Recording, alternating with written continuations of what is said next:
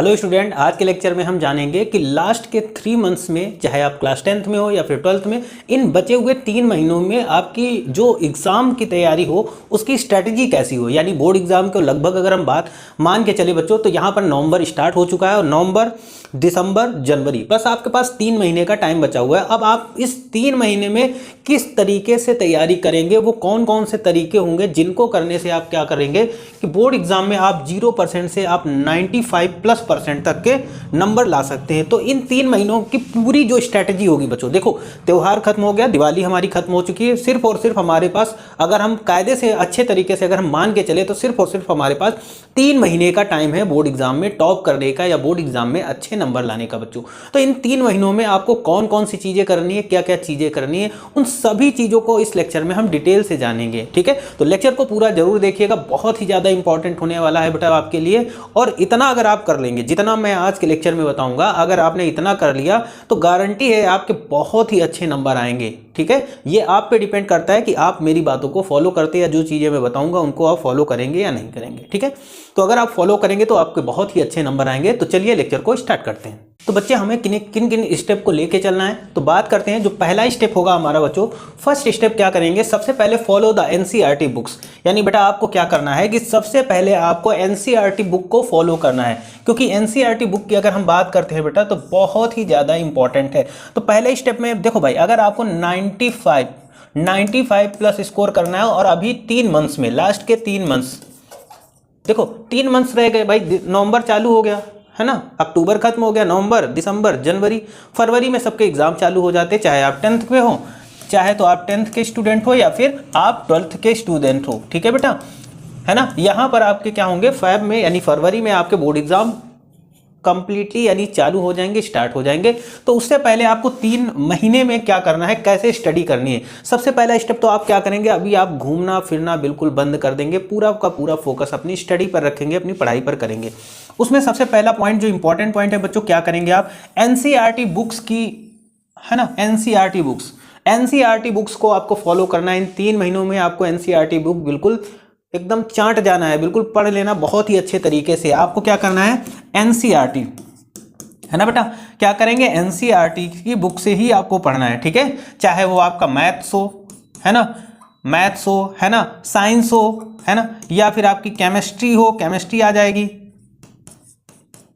है ना, फिजिक्स हो, यानी जितने भी सब्जेक्ट हैं, चाहे आप 10th में हो या फिर 12th में, आपको सिर्फ और सिर्फ एनसीईआरटी बुक को ही बेटा फॉलो करना है। उसके अलावा आपको किसी भी बुक को फॉलो नहीं करना, क्योंकि 3 महीने में आप अगर बहुत ज़्यादा रेफरेंस बुक फॉलो करोगे तो दिक्कतें हो जाएंगी। इतना टाइम नहीं बचा है कि आप सारी बुक्स को फॉलो करें, अभी सिर्फ और सिर्फ आपको एनसीईआरटी बुक को फॉलो करना है। ठीक है बेटा, पहला स्टेप आपको समझ में आया होगा। चलते हम लोग बात करते हैं, सेकेंड स्टेप की बात करते हैं। यहाँ पर क्या करना है कि बेटा यूटिलाइज द टाइम वाइजली। देखो टाइम की बात करते हैं बेटा, सबसे पहली बात यहाँ पर, अगर हम टाइम की बात करना है तो टाइम को आपको बहुत ही अच्छे तरीके से यूटिलाइज करना है, मैनेज करना है, यानी अपने टाइम को बिल्कुल भी बर्बाद नहीं करना है। उसके लिए आपको एक प्रॉपर टाइम टेबल होना चाहिए, है ना, हर एक चीज़ होना चाहिए। जैसे टाइम को यूटिलाइज कैसे करोगे भाई, एक आपके पास क्या होगा, टाइम टेबल होना चाहिए, टाइम टेबल, है ना। देखो 12th हो या 10th में जो भी बच्चे बोर्ड एग्जाम देंगे उनका इस टाइम, देखो 3 महीने के लिए एक प्रॉपर टाइम टेबल होना चाहिए बेटा। टाइम टेबल प्रॉपर इसलिए होना चाहिए ताकि आप समय का, टाइम का सही से उपयोग कर पाएं। ठीक है, अगर आपका टाइम टेबल नहीं है तो फिर आप टाइम को कैसे यूटिलाइज करेंगे, कैसे किस सब्जेक्ट को किस घंटे में पढ़ेंगे। जैसे मैं बताऊं एक टाइम टेबल, अगर मैं मान लेता हूं, सपोज कर लो यहाँ पर बेटा मैं बात करता हूं, अगर मैं टाइम टेबल की बात करता हूं तो सपोज कर लो आप इस टाइम पे शाम को 7 बजे, ये मैं सेल्फ स्टडी का बात बता रहा हूँ। ठीक है, जैसे आपको सपोज करो सेल्फ स्टडी करनी है। ठीक है, अगर सेल्फ स्टडी करनी है तो उसका टाइम टेबल क्या होगा, टाइम टेबल क्या होगा, मैं रात का टाइम टेबल बना रहा हूँ बेटा, टाइम टेबल।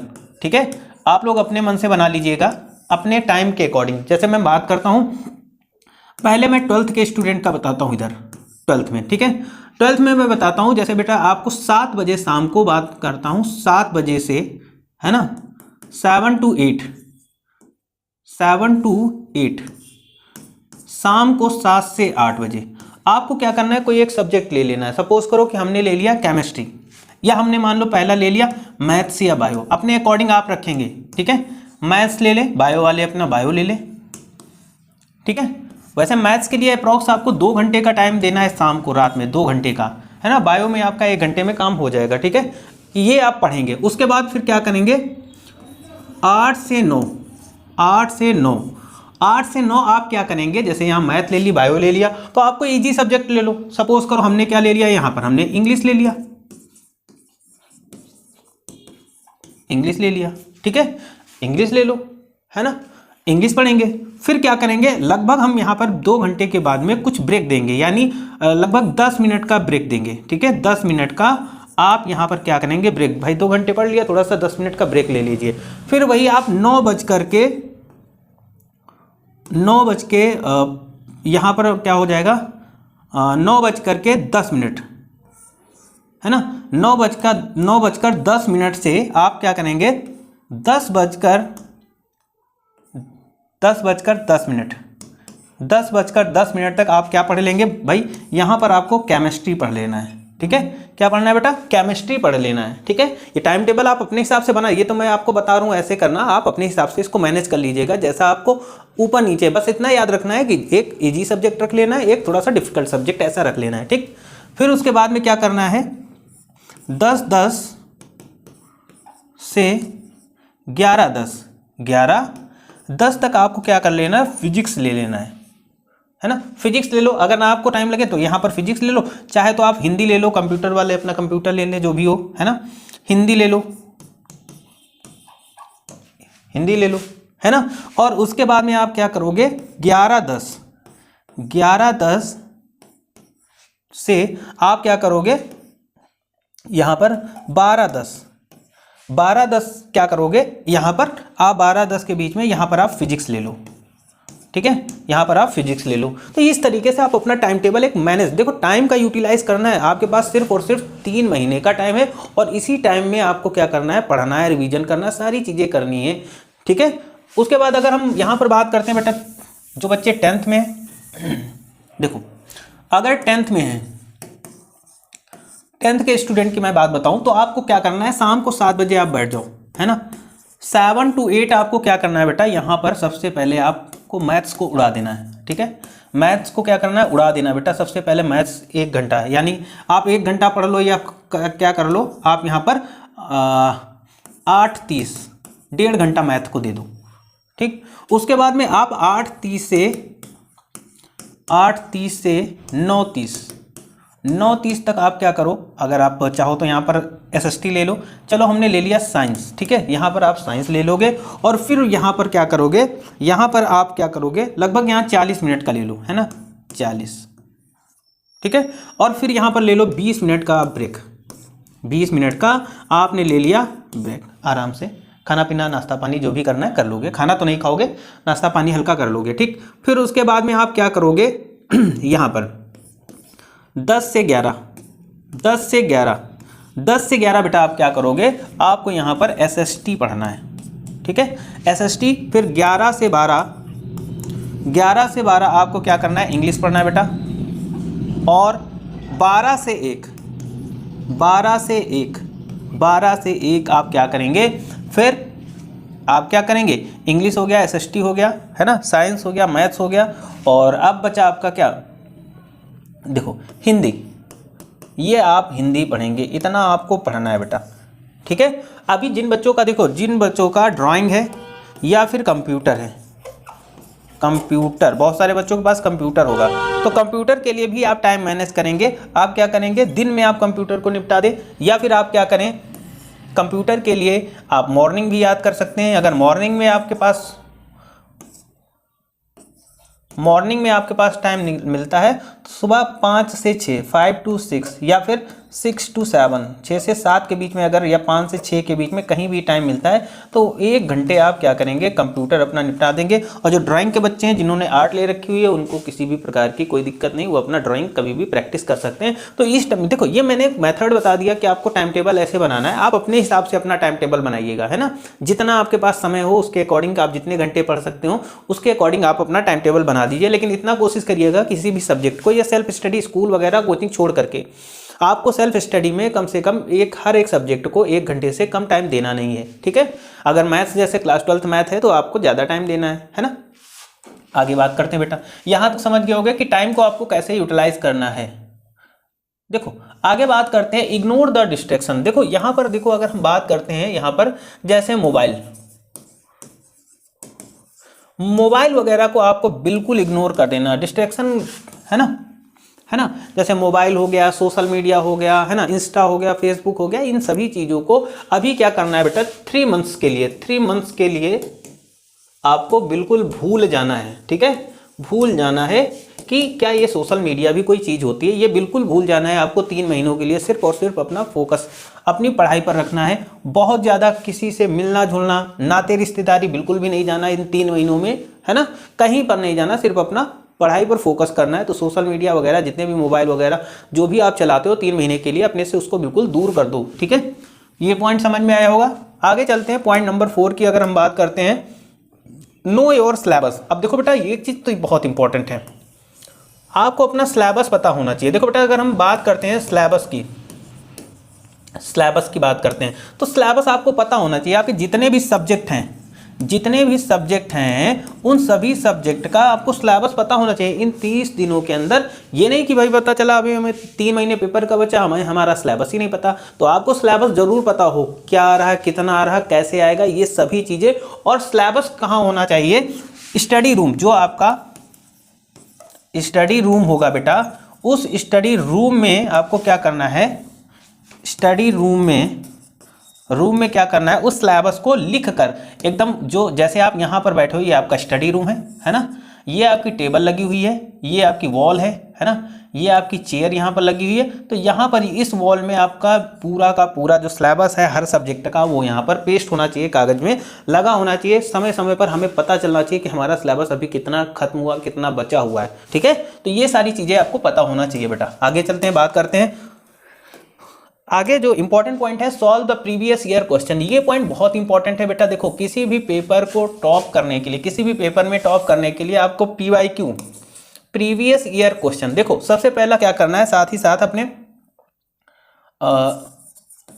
शॉर्ट नोट बनाना है बेटा, पढ़ते टाइम शॉर्ट नोट बना लेना है। ठीक है, साथ ही साथ आपको क्या करना है, चैप्टर वाइज आपको क्या करना है कि प्रीवियस ईयर बोर्ड एग्जाम में पूछे गए क्वेश्चन को सॉल्व करते जाना है। ठीक है, चैप्टर वाइज, जैसे हमने एक चैप्टर रिवाइज किया, उस चैप्टर के हमने प्रीवियस ईयर क्वेश्चन देखे, है ना, प्रीवियस ईयर क्वेश्चन बिल्कुल रट लेना है आपको, बहुत इंपॉर्टेंट होते हैं। ठीक है, तो आप प्रीवियस ईयर क्वेश्चन को रटते हुए जाएंगे। बात करते हैं नेक्स्ट पॉइंट की बेटा। तो यहाँ पर नेक्स्ट पॉइंट जो आता है, प्रैक्टिस मॉक। देखो बेटा मॉक पेपर जितना हो जाए, जैसे आपने सिलेबस कंप्लीट कर लिया, अब क्या करेंगे, आपकी जो भी आपके मॉक टेस्ट होंगे, मॉक टेस्ट देंगे। ठीक है, मॉक टेस्ट देना बहुत ही जरूरी है, इंपॉर्टेंट है बेटा। मॉक टेस्ट जितना दोगे उतनी प्रैक्टिस होगी। और मॉक टेस्ट जब आप दोगे तो उसमें कई सारे डाउट्स आएंगे, तो उन डाउट्स को क्या करना है, अपने टीचर से पूछना है। ठीक है, यानी जो भी आपके डाउट आएंगे, मॉक टेस्ट करोगे तो प्रैक्टिस हो जाएगी। जैसे आपकी बात करते हैं आपको 3 घंटे 15 मिनट टाइम मिलता है एग्जाम में। ठीक है, तो आप क्या करोगे, इससे ये भी प्रैक्टिस, हमारा टाइम मैनेजमेंट भी हो जाएगा मॉक दे करके। और मॉक देने से एक ये भी फायदा रहता है कि बहुत सारे क्वेश्चन में हम उलझ जाते हैं, और वो क्वेश्चन जो होंगे, कई सारे क्वेश्चन ऐसे होते हैं जो डाउटफुल होते हैं, हमें पेपर का पैटर्न भी पता चल जाता है, हमें कैसे देना है, उसमें जो डाउट होंगे वो भी आप अपने टीचर से पूछेंगे। तो मॉक टेस्ट आप जरूर देते रहिएगा।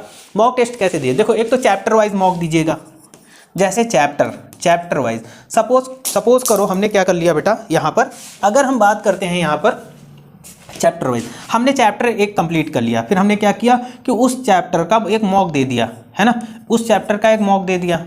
ठीक है, फिर उसके बाद में सारे चैप्टर हमने कंप्लीट कर लिए, तो हमने क्या कर दिया, फुल सिलेबस का जो अनसॉल्व्ड पेपर आते हैं उन अनसॉल्व्ड पेपर को लगाना, तो उससे भी हमारा मॉक हो गया। और मॉक जब देते हैं तो हमारी अच्छी तैयारी हो जाती है। तो मॉक देना बहुत ज़रूरी है बेटा, है ना। एक अच्छा बच्चा जो बोर्ड एग्जाम में टॉप करता है वो मॉक जरूर देता है। ठीक है, वो मॉक जरूर देता है बेटा। ठीक है, देखो आगे बात करें, क्लियर योर डाउट्स।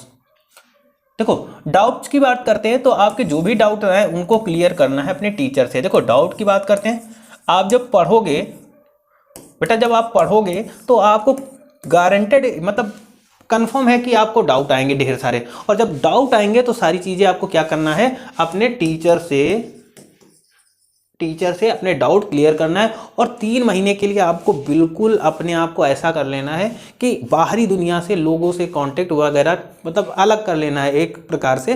3 महीने के लिए बिल्कुल आपको क्या करना है, लास्ट के 3 मंथ्स के लिए आपको क्या करना है बेटा, 3 मंथ्स के लिए आपको गायब हो जाना है। क्या हो जाएंगे, गायब हो जाएंगे। अब तभी दिखेंगे जब आप एग्जाम दे देंगे, जब आप बोर्ड एग्जाम दे देंगे तभी आप दिखेंगे। 3 महीने में कहीं नहीं जाना, आपको प्रॉपर स्कूल जाना है, प्रॉपर आप जहाँ कोचिंग जाते हो वहाँ जाइए, आप प्रॉपर स्टडीज रहिएगा, टाइम मैनेजमेंट करिएगा। जितनी चीज़ें मैंने बताई अगर आपने इतना कर लिया तो बेटा पक्का आपके 95 प्लस बोर्ड एग्जाम में आएंगे, इससे आपको कोई रोक नहीं। हाँ लेकिन 3 महीने के लिए बिल्कुल आपको क्या करना है, बिल्कुल ही आपको सब गायब सा हो जाना है ना, हर चीज़ से आपको दूर हो जाना है। ठीक है, आपको बिल्कुल मन लगा के एकदम तन मन से बिल्कुल पढ़ाई करनी है और इन 3 महीनों में पूरा सिलेबस आपको कंप्लीट करना है, रिवीजन भी करना है। तो बहुत सारी चीज़ें हैं और ये आप खुद करेंगे। ठीक है, इसमें आपको कोई फोर्स नहीं करेगा, ये चीज़ आपको खुद से करनी है। ऐसा नहीं कि कोई टीचर आएगा आपको बताएगा कि अब इतना कर लो इतना कर लो। टाइम टाइम पे आपको सिलेबस अपना, ठीक है, एक रणनीति बनाइएगा कि मुझे 15 दिन के अंदर इतना सिलेबस हर चैप्टर का कंप्लीट करना है, 10 दिन के अंदर हमें इतना कंप्लीट करना है, 1 महीने के अंदर मुझे इतने चैप्टर कंप्लीट करना है। तो ये एक प्रॉपर टाइम टेबल, एक रणनीति बना के आप जब चलेंगे तो बोर्ड एग्जाम में 100% आपको बहुत ही अच्छी सफलता मिलेगी बच्चों। तो मेरे हिसाब से आपको सारी चीज़ें क्लियर हुई होंगी। तो बहुत ही अच्छे से मेहनत करिएगा, एकदम बहुत ही ज़्यादा मोटिवेट रहिएगा, अपनी सेहत का ख्याल रखिएगा, अच्छी डाइट लीजिएगा ताकि आप बीमार ना पड़े, क्योंकि सर्दी का मौसम आ गया, बीमारियां बहुत आ रही। तो अपने खाने पीने पर भी ध्यान रखिएगा, बिल्कुल ही फिट रहिएगा, क्योंकि अगर आप खाने पीने का ध्यान नहीं रखेंगे तो फिर आप बीमार पड़ गए, और अगर 5 दिन भी बीमार पड़ गए तो आपकी पढ़ाई पर बहुत ही बुरा असर पड़ेगा। तो इसलिए अपने खाने पीने पर, अपनी हेल्थ पर बहुत ही फोकस करिएगा और अच्छे से एक टाइम टेबल बनाइएगा और साथ ही साथ बहुत ही अच्छे तरीके से पढ़ाई करिएगा। ठीक है, तो आज के लिए इतने ही रखते हैं। Thank you for this class.